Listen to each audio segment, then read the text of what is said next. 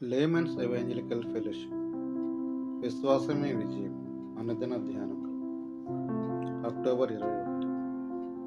జీవిత తుఫానులు. వారు ఆయన యుద్ధకు వచ్చి, ప్రభువా, నశించిపోవచ్చున్నాము, మమ్మను రక్షించమని చెప్పి ఆయనను లేపిరి. మత్తయి సువార్త 8వ అధ్యాయము 25వ వచనం. సముద్రం మధ్యలో శిష్యులు నిజంగా అపాయంలో ఉన్నారు.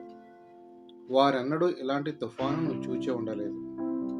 ప్రతి వారు తమ జీవితంలో తుఫానులను ఎదుర్కొంటారు. ఒకసారి మేడ మీదనున్న గడ్డితో కప్పిన పాకలో చిన్న పిల్లలతో పాటు మేము నిద్రించుచుండగా భయంకరమైన తుఫాను రేగినది.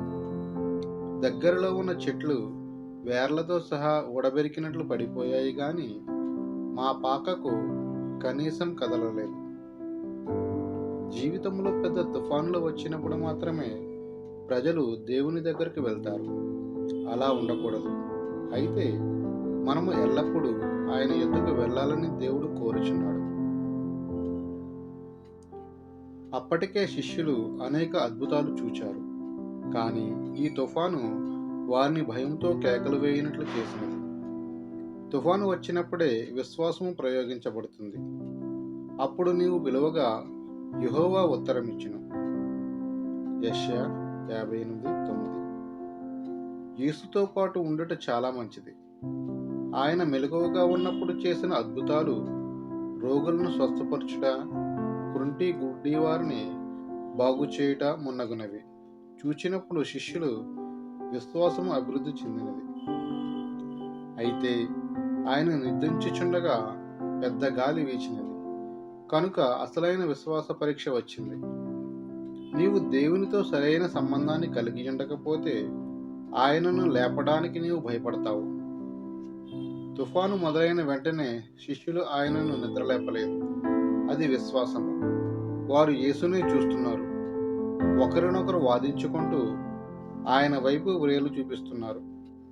తుఫానులు వచ్చినప్పుడు నీ చేతులు కూడా ఆయన వైపు లేస్తాయి. ఆయన వెంటనే మేల్కొనలేదు. కారణం, అవి విశ్వాస పరీక్షలు కనుక వాటిని కొంతసేపు రేగనిస్తాడు. యేసుపై విశ్వాసమును వదులుకొనమని ఆఫ్రికాలో ఒక అమ్మాయిని హింసించారు. ఒక చెట్టుకు ఆమెను కట్టి ఆ రాత్రి అంతా అక్కడే ఉంచారు. ఒక సింహము దగ్గరకు వచ్చినా అది ఆమెను ఏమీ చేయలేదు. ఈ అనుభవముల ద్వారా ఆమె విశ్వాసము వృద్ధి చెందినది. దేవునిపై నమ్మిక కలిగిన వారికి ఎలాంటి కలవరము రాదు. మేము నశించుచున్నాము అని వారు అనుకొనుచున్నారు. నీ పడవలో యేసు ఉన్నప్పుడు నీవు నశించగలవా? నీవు దేవుని వాక్కులను పట్టుకొని వాటిని అనుసరించి జీవించుచున్నావా? ఆయన నిద్రించుచున్నట్లు ఉన్నప్పటికీ నీవు ఆయనను పిలుస్తావు. ఆ అలలు అణిగి నిమ్మలిస్తాయి. నీవు ఆనందంతో నింపబడతావు. ఎన్. దానియేలు గారు.